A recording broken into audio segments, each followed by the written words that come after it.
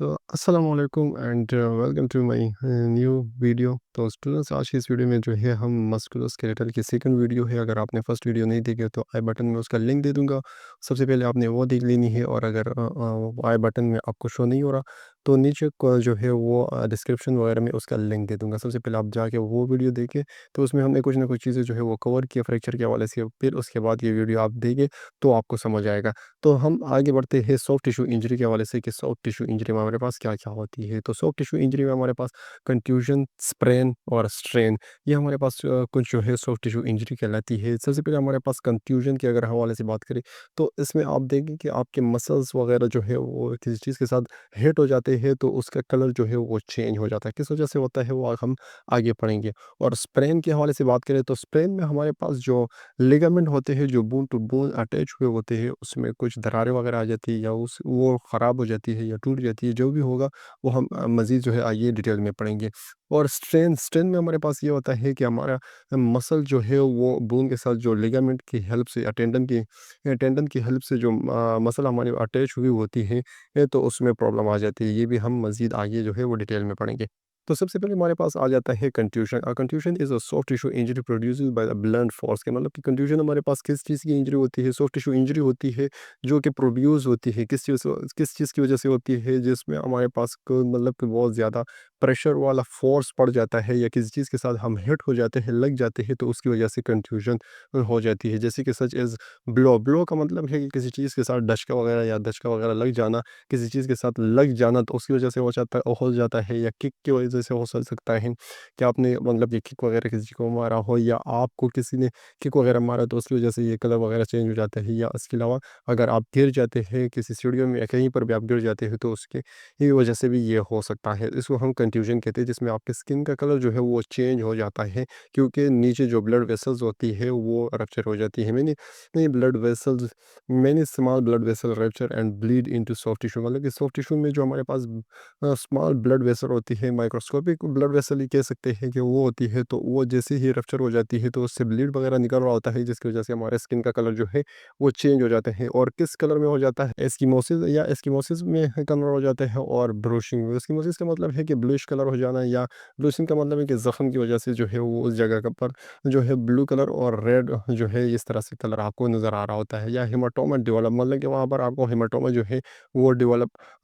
हो जाता है, नज़र आने लगता है, मतलब कि वो जगह आपको बिल्कुल रेड कलर की नज़र आती है। When the bleeding is sufficient to cause an appreciable collections of blood, मतलब कि वहाँ पर जब ज़्यादा ब्लड वगैरह कलेक्ट हो जाता है तो उसकी वजह से जो है उसका कलर जो है सफिशिएंट हो जाता है,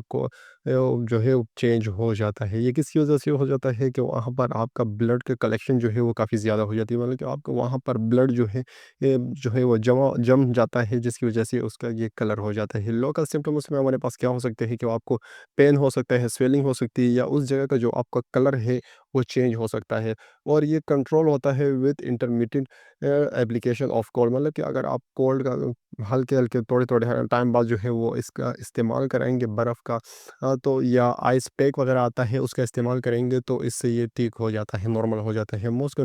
confusion resolve in 1 to 2 week, मतलब कि मोस्टली जो कंफ्यूजन होती है वो 1 से 2 हफ़्ते में जो है वो रिज़ॉल्व हो जाती है, नॉर्मल हो जाती है। नेक्स्ट हम देख लेते हैं स्प्रेन। स्प्रेन हमारे पास क्या है, the sprain is an injury to the ligament surrounding a joint that is caused by the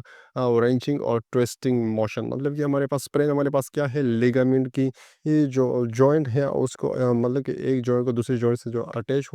कर रहे होते हैं वो लिगामेंट होते हैं। तो लिगामेंट में कोई इंजरी वगैरह का आ जाना, ये किस कॉज की वजह से हो सकता है, मतलब कि आपको वहाँ पर ट्विस्टिंग वगैरह हो जाए या रेंचिंग, मतलब जो आपका पैर जो मुड़ जाए। कभी-कभार जो बंदा चल रहा होता है तो उसका पैर वैसे ही मुड़ जाता है, तो उसकी वजह से ये चीज़ें हो सकती है। या ट्विस्टिंग मोशन में आपको ये हो सकता है कि आपके जो टेंडन वगैरह होते हैं या सॉरी लिगामेंट होते हैं, वो लिगामेंट जो है वो टूट जाते हैं, या यूँ समझ लें कि उसमें ज़्यादा प्रेशर वगैरह पड़ जाते हैं उसके ऊपर, तो उसकी वजह से ये होता है। फिर आप प्रॉपर जो है वो मूवमेंट नहीं कर पा रहे होते उस जगह पर, मतलब कि आप फ़ोर्स इस्तेमाल नहीं कर रहे होते। A torn ligament loses its stabilising ability, मतलब कि जो लिगामेंट होते हैं वो अपनी स्टेबलाइजिंग एबिलिटी जो है वो लूज कर रहे होते हैं, वो लूज कर लेते हैं, जिसकी वजह से आप उस पर ज़्यादा प्रेशर नहीं लगा सकते। ब्लड वेसल जो है वो रप्चर हो जाते हैं और एडीमा जो है वहाँ पर बन जाता है। द जॉइंट इज टेंडर, मतलब कि वहाँ का जो जॉइंट वगैरह होता है वो यूँ समझ लें कि नाजुक हो जाता है या नरम हो जाता है, और मूवमेंट वगैरह जो भी आप मतलब उसको उसके ऊपर अगर उस जॉइंट के ऊपर आप मूवमेंट वगैरह करेंगे तो वहाँ पर काफ़ी ज़्यादा जो है वो आपको पेन जो है वो शुरू होगा। The degree of disability and pain increase during the first 2 to 3 hours after the injury because of the associating swelling and bleeding, मतलब कि वहाँ पर आपको जो भी ब्लीडिंग और स्वेलिंग वगैरह हो जाती है, किस वजह से हो जाती है कि आपको जैसे ही आपको ये इंजरी वगैरह हो जाती है तो उसके 2 से 3 घंटे के अंदर ही वहाँ पर आपको स्वेलिंग हो जाती है, और इसकी वजह से आपको ब्लीडिंग ब्लीडिंग और स्वेलिंग जो है वो दोनों एक साथ होती है, जिसकी वजह से आपको वहाँ पर काफ़ी ज़्यादा पेन हो रहा होता है और डिसेबिलिटी होती है, मतलब कि आप उस पर जो है वो ज़्यादा फोर्स नहीं लगा पाते, और वहाँ पर आपको काफ़ी ज़्यादा जो है वो पेन हो रहा होता है। और स्ट्रेन, नेक्स्ट हमारे पास स्ट्रेन है। स्ट्रेन हम देख लेते हैं। Strain is a muscle pull cause by the overuse, overstretching or excessive stresses, मतलब कि स्ट्रेन हमारे पास क्या है, मसल पुल। मसल पुल हमारे पास क्या होता है कि आपके पट्टे जो है उसमें खिंचाव वगैरह आ जाता है, ओवर यूज़ की वजह से भी हो सकता है, ओवर स्ट्रेचिंग की वजह से भी काफ़ी ज़्यादा जो है उसमें स्ट्रेचिंग वगैरह आ जाती है, या एक्सेसिव स्ट्रेस की वजह से कि उस पर जो उसके ऊपर उस मसल के ऊपर जो है काफ़ी ज़्यादा प्रेशर पड़ जाता है, दबाव पड़ जाता है, जिसकी वजह से ये हो सकता है, मतलब कि आप पट्टों में जो है वो खिंचाव वगैरह आ जाती है, तो इसको हम स्ट्रेन कहते हैं। स्ट्रेन और माइक्रोस्कोप, स्ट्रेन जो है हमारे पास माइक्रोस्कोपिक होता है, incomplete muscle tears with some bleeding into the tissues, मतलब कि जो है ये इनकम्प्लीट मसल टेयर्स, इनकम्प्लीट मतलब कि इसमें आपका पूरा मसल जो है वो बिल्कुल ख़राब नहीं हो जाते हैं या पट नहीं जाते, बल्कि ये थोड़े से जो है वो ख़राब हो जाते हैं। माइक्रोस्कोपिक जो है वो क्योंकि इसमें होता है तो थोड़े से उसमें जो है मसल जो है पड़ जाते हैं, और इसकी वजह से थोड़ी बहुत जो है वो ब्लीडिंग वगैरह हो जाती है टिश्यू के अंदर। द पेशेंट एक्सपीरियंसेस सोरनेस, मतलब कि वहाँ पर उसको जो भी वगैरह होगा, वो पेशेंट जो है क्या फील कर रहा होगा, वहाँ पर उसको पेन होगा, सडन पेन भी हो सकता है विद द लोकल टेंडरनेस और muscle use and isometric contraction. Isometric contraction हमारे पास क्या हो जाती है, आइसोमेट्रिक कॉन्ट्रैक्शन मतलब कि आपने कोई ये वज़न वाली चीज़ उठाई है, आपके मसल का स्ट्रेंथ जो है वो चेंज नहीं हुआ, लेकिन उस पर जो है वो प्रेशर पड़ जाती है, इसको हम आइसोमेट्रिक कॉन्ट्रैक्शन कहते हैं। ये कि उसकी वजह से भी लोकल टेंडरनेस ऑफ मसल, मतलब कि ऑन मसल के यूज़ की वजह से भी ये हो सकता है, या आप इस तरह किसी चीज़ का वज़न जो है उठाए, किसी वज़न वाली चीज़ को उठाए, और जिसकी वजह से आपके मसल पर जो है वो प्रेशर पड़ जाती है, लेकिन उसका जो लेंथ है वो चेंज नहीं होती, तो उसकी वजह से भी हो सकता है। नेक्स्ट हमारे पास आ जाती है मैनेजमेंट की। मैनेजमेंट हम इसको हम किस तरह से इसको मैनेज कर सकते हैं। तो ट्रीटमेंट ऑफ कंट्यूशन, कंट्यूशन की ट्रीटमेंट क्या हो सकती है, स्ट्रेन या स्प्रेन के हवाले से एक कुछ दिए गए हैं। Resting and elevating in the affected part, मतलब कि उसको ज़्यादा से ज़्यादा आराम देना है, और अफेक्टेड पार्ट जो है उसको इवोल्यूएट करना है, देखना होता है। अप्लाई कोड आपने ठंडी चीज़ें जो है उसके ऊपर अप्लाई करनी है, यूज़ करनी है, एंड यूज़ कंप्रेशन बैंडेज, और मतलब कि उसके ऊपर जो है जो अपनी बैंडेज वगैरह आती है वो अपना बैंडेज वगैरह अपनी यूज़ करती है कंप्रेशन वाली। The acromion, acromion rice, rice हमारे पास एक्रोनियम होती है, मतलब कि ये आपने याद करनी है। इसके एक एक लफ्ज़ से जो है, मतलब कि वन वन वर्ड से जो है कुछ ना कुछ लफ्ज़ बना ये आप राइस इस तरह से आप देख सकते हैं। देखिए आर का मतलब है रेस्ट, आइस आई का मतलब है मतलब कि पेशेंट को आपने ज़्यादा से ज़्यादा रेस्ट देना है, उसके ऊपर आइस का इस्तेमाल करना है, और कंप्रीहेंशन कंप्रेशन का इस्तेमाल करना है, और एलिवेशन, एलिवेशन का मतलब है कि आपने उस जो भी चोट वगैरह जिस जगह पर लगी होती है उसको आपने थोड़ा सा ऊपर रखना होता है, बुलंदी पर रखना होता है, ताकि उसमें जो एडिमा वगैरह बना होता है वो ख़त्म हो जाए। नेक्स्ट हम बढ़ते हैं आगे। इंटरवेंशन राइस, राइस जो है वही दोबारा एक्रोनियम है। आर से हमारे पास रेस्ट प्रिवेंट, रेस्ट जो है वो prevent additional injury and promote healing, मतलब कि आपने ज़्यादा से ज़्यादा इसको रेस्ट करवाना है पेशेंट को, ताकि वो प्रिवेंट हो जाए, किस चीज़ से प्रिवेंट हो जाए, एडिशनल कोई एक्स्ट्रा जो है उसको इंजरी वगैरह ना लगे, और उसका जो भी मतलब कि जो जगह उसकी इंजरी वगैरह हुई हो उसको हील होने में थोड़ा सा उसको टाइम मिले, और सुकून से वो जो है वो हील हो सके। आई का मतलब है मॉइस्ट और dry cold applied intermittently for 20 to 30 minutes during the first 24 hour to 84 hours after injury produces vasoconstrictions. Which decrease bleeding, oedema and discomfort. मतलब कि आपने जो भी मतलब कि कोल्ड वगैरह चीज़ें का आपने इस्तेमाल करना है, मॉइस्ट और ड्राई कोल्ड का आपने अप्लाई करना है इंटरमीडिएटली। इंटरमीडिएटली का मतलब कि वक्फे वक्फे से बिल्कुल सेम मतलब कि आपने एक दफ़ा रख दिया तो थोड़ी देर बाद जो है उसको हटा देना है, फिर दोबारा रख लेना है। मतलब कि इसके वक्फे वक्फे से आपने 20 से 30 मिनट जो है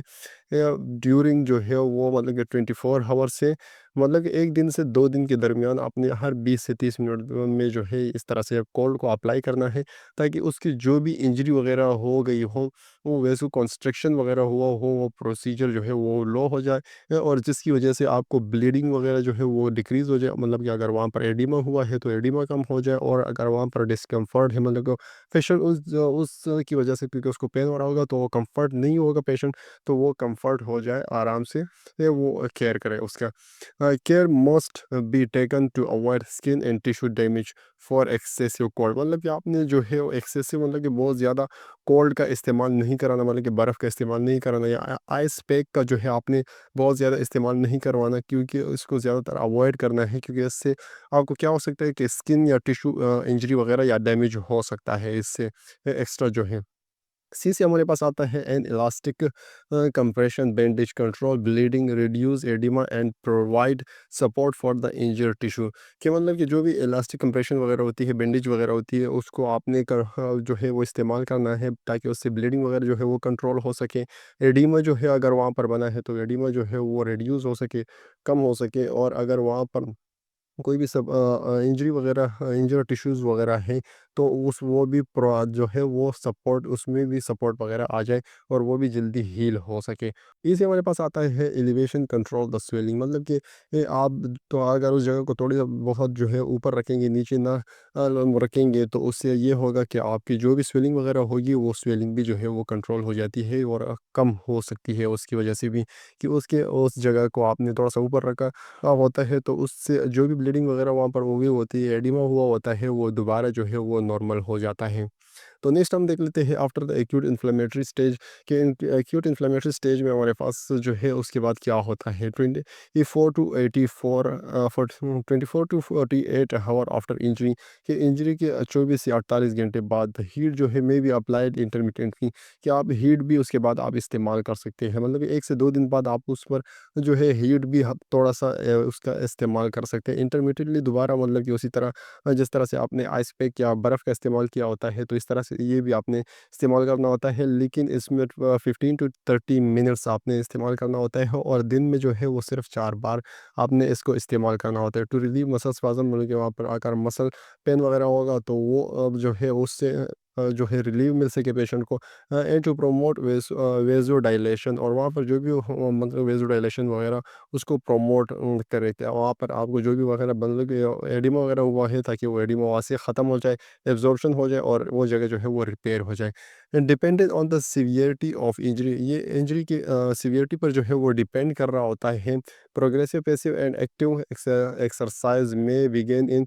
2 to 5 डेज, मतलब कि 2 से 5 दिन के अंदर ही जो है एक्सेसिव जो है मतलब कि या एक्सरसाइज वगैरह का आपने प्रोग्रेसिव एक्सरसाइज जो है वो आपने शुरू कर देना है उस जगह के ऊपर। सीवियर स्प्रेन में require 1 to 3 weeks of immobilise before protected exercise and initiated. कि मतलब कि सीवियर जो है स्प्रेन वगैरह हुआ है, तो 1 से 2 हफ्ता उसमें आपने क्या करना है कि पेशेंट को जो है वो गाइड करना है, टीच करना है कि उस जगह पर आपने बिल्कुल मूवमेंट वगैरह नहीं करनी ये है, और एक प्रोटेक्टिव एक्सरसाइज मतलब कि उससे उसके बाद जो है वो कुछ ख़ास एक्सरसाइज आपने उसको शुरू करवा देनी है। Strain and sprain take week or months to heal, मतलब कि स्ट्रेन और स्प्रेन में हो सकता है कि वीक भी लग जाए, या ये भी हो सकता है कि वो 1 या 2 मंथ में भी वो हील हो सकता है। स्प्लिंटिंग में बी यूज टू प्रिवेंट री इंजरी, और यहाँ उस जगह पर आपने जो है स्प्लिंट वगैरह का भी यूज़ करना होता है, ताकि वहाँ पर दोबारा जो है वो बहुत जल्द जो है इंजरी वगैरह ना हो सके। ये हमारे पास क्या है, रेफरेंस वगैरह आ गया, मतलब कि यहाँ पर जो भी सॉफ्ट टिश्यू इंजरी वगैरह आती है हमारे पास यहाँ पर ख़त्म हो चुकी। तो नेक्स्ट हमारे पास है गुड डिजीज़। गुड डिजीज़ हमारे पास क्या है, ये एक आर्थराइटिस की टाइप है, जिसमें हमारे पास हमारे जॉइंट में जो है वो इन्फ्लेमेशन हो जाती है, और ये किस वजह से होती है, ये यूरिक एसिड जो है उसकी क्रिस्टल फॉर्म वगैरह बन जाते हैं, मतलब कि यूरिक एसिड की मिकदार जो है वो आपके बॉडी में इंक्रीज़ हो जाती है और ये जॉइंट में डिपॉज़िट होना शुरू हो जाता है, जिसकी वजह से आपको इन्फ्लेमेटरी अर्थराइटिस हो जाते हैं, जिसको हम गॉट कहते हैं। और इसकी वजह अगर यूरिक एसिड है तो उसको हम गॉट डिज़ीज़ कहते हैं। इसके हवाले से हम आगे देखते हैं कि आगे इसमें हमारे पास क्या है। गॉट डिज़ीज़ हमारे पास क्या है? It is a type of arthritis. ये अर्थराइटिस की एक टाइप है due to the accumulation of uric acid in the blood, मतलब कि आपके ब्लड के अंदर यूरिक एसिड की मिकदार बढ़ जाना या उसका जमा हो जाना आपके ब्लड के अंदर। तो उसको उसकी वजह से जो जॉइंट पेन वगैरह होता है उसको हम अर्थराइटिस कहते हैं, और ये अर्थराइटिस की एक टाइप में आती है। और ये क्या कॉज करती है? This causes uric acid crystal to form in the joint, and the patient will experience severe pain, inflammation, redness and limited mobility। मतलब कि इसकी वजह से आपके जॉइंट्स के अंदर यूरिक एसिड के क्रिस्टल वगैरह बन जाते हैं आपके जॉइंट्स के अंदर, जिसकी वजह से पेशेंट जो है वो क्या करता है कि पेशेंट को बहुत ज़्यादा सीवियर पेन होता है और उसकी उन जॉइंट्स में वगैरह में इन्फ्लेमेशन हो जाती है, उस वहाँ पर रेडनेस आ जाती है और वहाँ की मोबिलिटी जो है, मतलब कि मूवमेंट जो है वो कम हो जाती है या लिमिटेड हो जाती है, आप कह सकते हैं। अच्छा, इसमें कुछ पॉइंट्स हैं नेक्स्ट स्लाइड में जो कि आपने इसको रिमेंबर करने हैं या याद रखने हैं कि ऐसे पेशेंट के the patient has issues with high uric acid level in the blood, कि जिस पेशेंट के बॉडी में जो है यूरिक एसिड जो है वो हाई हो जाता है, तो ऐसे पेशेंट में क्या देखने को मिलता है? The patient is produce too much uric acid और नॉट एक्सक्रीटेड इट नॉर्मली, मतलब कि उसकी उनके जिस्म से जो है यूरिक एसिड जो है वो एक्सक्रीट नहीं होता नॉर्मली, और वहाँ पर वो ज़्यादा उसकी प्रोडक्शन वगैरह या प्रोड्यूस जो है वो ज़्यादा प्रोड्यूस होता है। किस वजह से होता है वो भी हम आगे देखते हैं। Sharp needle like urate crystal form around the joint, मतलब कि जॉइंट के अराउंड जो है वो यूरिक एसिड का शार्प निडल लाइक, मतलब कि निडल की तरह जो है वहाँ पर यूरिक एसिड के क्रिस्टल वगैरह यूरेट के बन जाते हैं, causing intense inflammation along with pain and redness, जिसकी वजह से वहाँ पर इन्फ्लेमेशन हो जाती है और वहाँ पर पेशेंट को पेन होता है और उस जगह पर उसको रेडनेस जो है वो शो होती है, मतलब कि वो जगह रेड हो जाती है। It tend to most commonly occur in the big toe, और ये सबसे ज़्यादा जो कॉमन या यूँ समझ लो कॉमन जो देखने को मिला है वो पैर के जो बड़ी उंगली है उसमें देखने को मिला है, but can affect the finger, लेकिन इसके अलावा या फिंगर को भी अफेक्ट कर सकता है, एल्बो को भी कर सकता है, नी, स्मॉल टॉयज और रेस्ट, मतलब कि उसके साथ पैर की जो छोटी उंगलियां हैं उसको भी अफेक्ट कर सकते हैं और रेस्ट वगैरह को भी आपके जो है ये इफेक्ट कर सकता है। नेक्स्ट हम देख लेते हैं व्हाट इज़ यूरिक एसिड, मतलब ये यूरिक एसिड हमारे पास है क्या? It is a waste product created from the purine breakdown during digestion, मतलब कि डाइजेशन के दौरान जो प्यूरिन होता है उसकी जब ब्रेकडाउन होती है तो उसकी उस मतलब कि उसके प्रोडक्शन से जो है ये वेस्ट होता है तो ये बनता है, मतलब कि प्यूरिन की जब ब्रेकडाउन होती है डाइजेस्टिव सिस्टम में तो उससे जो वेस्ट प्रोडक्ट बनता है वो यूरिक एसिड होता है। It enter the bloodstream and is filtered through the kidneys and excreted out in the urine, मतलब कि ये आपके ब्लड में शामिल हो जाता है उसके बाद और इसको फिल्टर करता है। कौन फिल्टर करता है? किडनी फिल्टर करता है और एक्सक्रीट आउट करता है यूरिन के जरिए, मतलब कि बॉडी से ये एक्सक्रीट आउट हो जाता है। The kidney play a role in keeping the uric acid level within normal range, और किडनी जो है वो अहम रोल अदा करती है या एक जो है वो एक रोल या अहम किरदार अदा करती है यूरिक एसिड को नॉर्मल रेंज में रखने के लिए या होम्योस्टेसिस यूँ समझ लें कि बॉडी में उसकी होम्योस्टेसिस रखने के लिए जो किडनी है हमारी अहम रोल प्ले करती है। Therefore if the kidneys are damage there is a high risk of uric acid level increase, मतलब कि अगर आपकी किडनीज जो है वो किडनीज अगर आपकी डैमेज हो जाती है तो इसका ज़्यादा रिस्क है कि आपके जिस्म में यूरिक एसिड की मिकदार या लेवल कह सकते हैं कि वो बढ़ सकती है। What is purine? प्यूरिन है क्या? It is a chemical compound used as a building block for nucleic acid, DNA and RNA, मतलब कि ये एक बिल्डिंग ब्लॉक है और ये केमिकल कंपाउंड है जो बिल्डिंग ब्लॉक बनाती है न्यूक्लिक एसिड, जिसको हम डीएनए या आरएनए कहते हैं। आवर बॉडी हमारी बॉडी के अंदर foods that are rich in purine include, जो हमारे पास फूड्स होते हैं जिसमें हमारे पास प्यूरिन की जो मिकदार जो है वो ज़्यादा होती है वो हमारे पास ये है। तो इसमें हमारे पास क्या आ जाती है, तो रिमेंबर दिस फूड्स कैटेगरी, मतलब कि इन फूड्स की कैटेगरीज को जो है आपने रिमेंबर करना है, याद रखना है। इंटरनल ऑर्गन मीट्स, मतलब कि इंटरनल ऑर्गन मीट्स में हमारे पास लिवर, किडनीज, स्वीट ब्रेड, जिसमें हमारे पास थाइमस और पेंक्रियास आ जाते हैं। तो इन चीज़ों में जो है प्यूरिन की मिकदार जो है वो काफ़ी ज़्यादा देखने को मिलती है।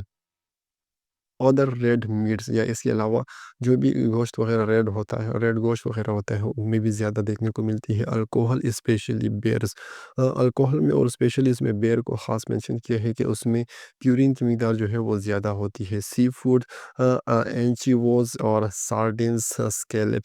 स्केलोप्स, ये कुछ फिशेस वगैरह के जो है वो नाम्स वगैरह हैं, ये आप देख लीजिएगा। लेकिन मतलब कि सी फूड्स जो है उसमें भी सबसे ज़्यादा जो है वो प्यूरिन देखने को मिलता है। तो ये कुछ चीज़ें हैं जिसमें हमारे पास, ये कुछ फूड की कैटेगरीज़ वगैरह है जिसमें हमारे पास जो है वो प्यूरिन की मिकदार जो है वो ज़्यादा होती है। तो नेक्स्ट हम देख लेते हैं कॉजेज़, कि हमारे पास इससे क्या-क्या कॉजेज़, या किस कॉजेज़ या किस वजह से ये हो सकता है। High consumption of urine rich food, मतलब कि अगर हम इस तरह प्यूरिन वाले फूड का इस्तेमाल करेंगे तो उस वजह से भी हमारे जिस्म में जो है यूरिक एसिड की मिकदार बढ़ जाती है। अल्कोहल से भी हो सकती है, और यहाँ पर लिया है कि अल्कोहल और वाई, क्वेश्चन मार दिया है कि अल्कोहल से मतलब ये किस तरह से हो सकती है। जब आप अल्कोहल का इस्तेमाल करेंगे तो आपके जिस्म में जो है यूरिक एसिड की प्रोडक्शन जो है वो इंक्रीज़ हो जाती है अल्कोहल के यूज़ से, ख़ास करके इसमें बेर जो मेंशन किया था। और इसकी एक्सक्रीशन जो है वो कम हो जाती है, जिसकी वजह से आपके जिस्म में जो है वो यूरिक एसिड की मिकदार बढ़ जाती है, और आपको ये मतलब कि गोट जैसी डिज़ीज़ वगैरह हो सकती है। डिहाइड्रेशन की वजह से भी हो सकता है, ओवरवेट से भी हो सकता है, या physical stress on the body, मतलब कि आपकी बॉडी पर फिजिकल स्ट्रेस वगैरह ज़्यादा हो तो उसकी वजह से भी हो सकता है। किडनी प्रॉब्लम अगर आपको है, आपकी किडनी जो है वो प्रॉपर फिल्ट्रेशन या एक्सक्रीशन का काम परफॉर्म नहीं कर रही, तो उसकी वजह से भी हो सकता है। और कुछ मेडिकेशन दी है कि इन मेडिकेशन की वजह से भी हो सकता है, जैसे हमारे पास एस्पायरिन, नियासिन वगैरह, साइक्लोस्पोरिन वगैरह आ जाती है, लूप एंड थायज़ाइड डायूरेटिक्स। एस्पायरिन से हमारे पास क्या हो जाता है, यूरिक एसिड की लेवल जो है या मिकदार जो है वो बढ़ जाती है, तो उस वजह से भी हो सकता है। नियासिन से इसकी वजह से भी हो सकता है, क्योंकि इसकी वजह से भी यूरिक एसिड की मिकदार जो है वो बढ़ जाती है। साइक्लोस्पोरिन स्पोरिन जो है हमारे पास इम्यून सप्रेसर है, तो इससे जो आपके इम्यून सिस्टम भी प्रॉपर तरीके से फंक्शन परफॉर्म नहीं करे, तो उस वजह से भी हो सकता है। और हमारे पास डायूरेटिक्स वगैरह दिया है, और इसके आगे भी लिखा है कि वाई, मतलब कि इससे कैसे हो सकता है। तो डाययूरेटिक्स से हमारे पास जो हमारे यूरिक एसिड की एक्सक्रीशन जो वो कम हो जाती है किडनी के ज़रिए, मतलब कि हमारी किडनी जो है वो यूरिक एसिड की जो मतलब कि एक है वो एक्सक्रीशन होती है वो कम हो जाती है, क्योंकि आपके जिस्म से ज़्यादा से ज़्यादा जो है वाटर लॉस होता है। और इसमें क्या होता है कि leading to high level in the blood में, और इसकी वजह से आपके जिस्म में यूरिक एसिड की मिकदार जो है वो हाई हो जाती है, तो इसलिए भी इसकी वजह से हो सकता है।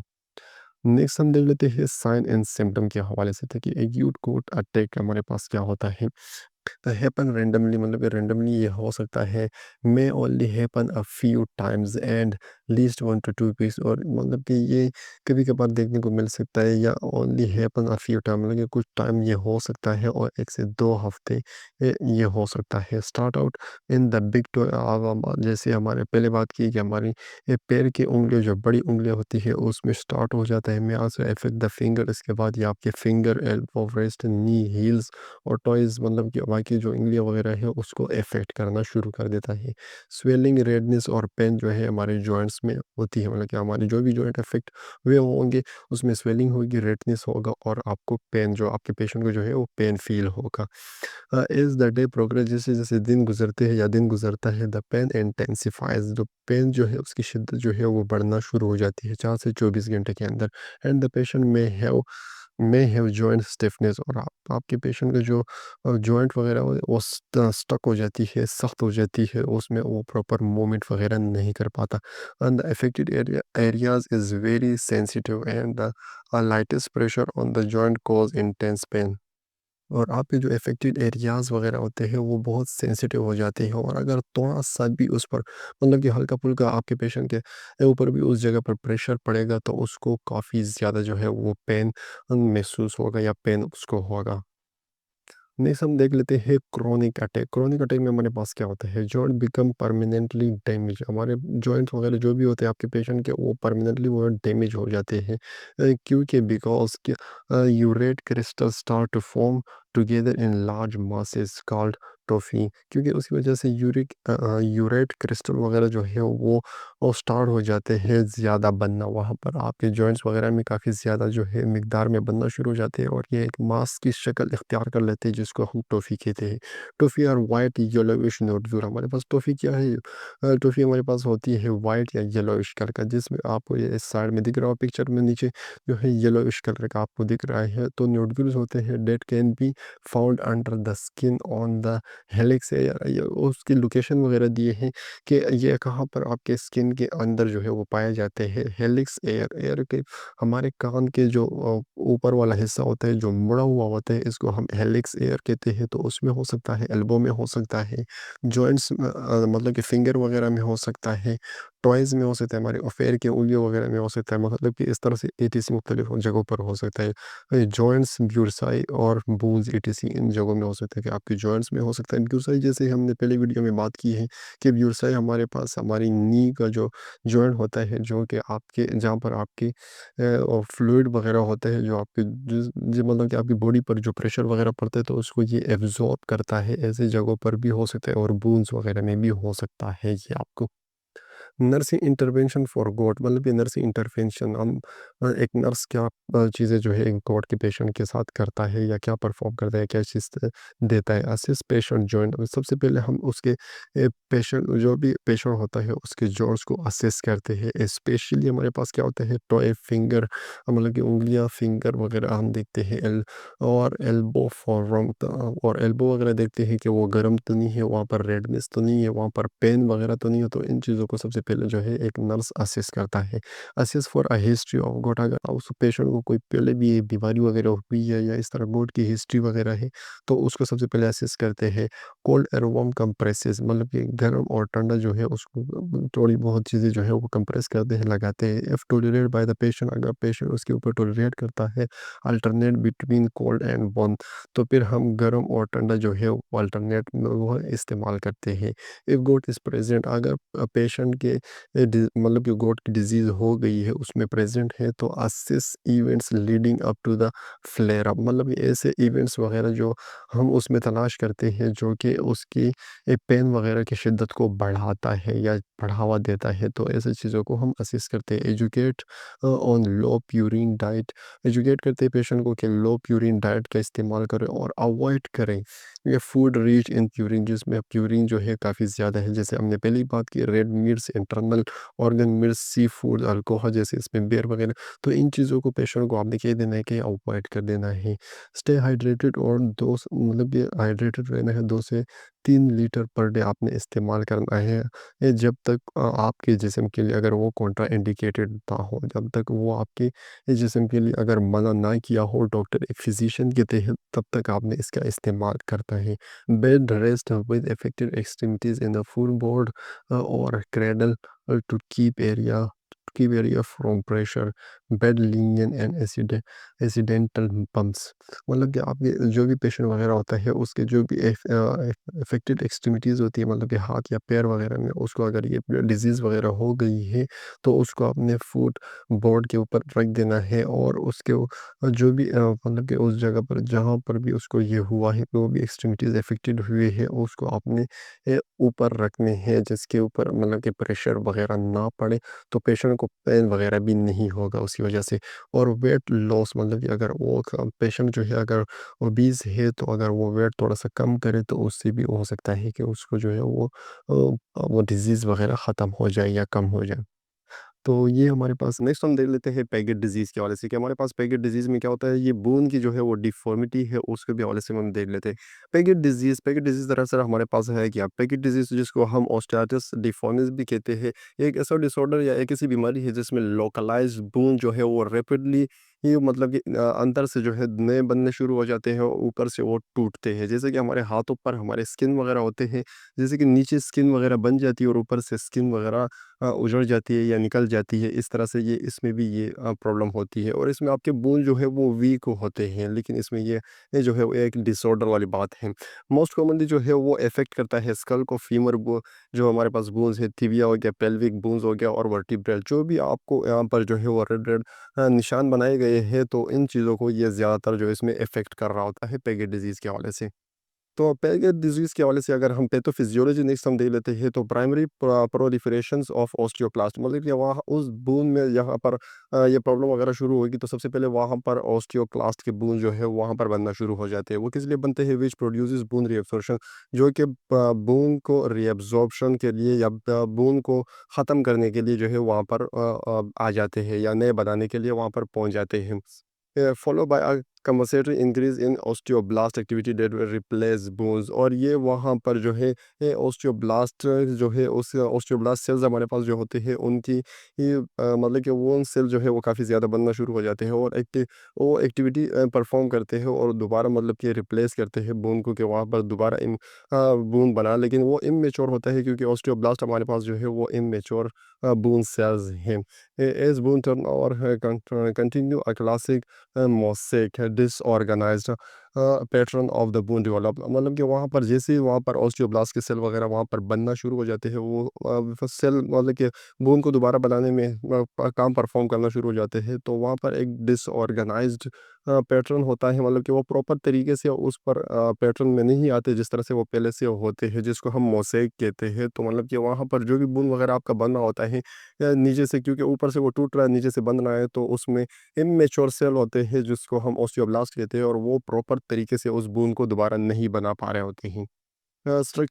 Structural bombing of the leg causing mal alignment of the hip, knee and ankle joints। ये स्ट्रक्चरली मतलब कि इसमें दिया है कि उसमें आपके जो है वो लेग्स वगैरह जो है वो टेढ़ी हो जाती है, जिसकी वजह से माल अलाइनमेंट ऑफ द हिप, मतलब कि आपके हिप की जो है अलाइनमेंट जो है वो प्रॉपर नहीं होती या नी की नहीं होती है। इसके अलावा एंकल जॉइंट वगैरह इसका दिया है, जिसके नतीजे में आपके बोन जो है वो क्या डेवलपमेंट करते हैं, उसमें अर्थराइटिस हो जाता है, मतलब कि उसमें इन्फ्लेमेशन हो जाती है या आपको बैक पेन होता है या इसके अलावा आपको जॉइंट्स वगैरह में पेन शुरू हो जाता है।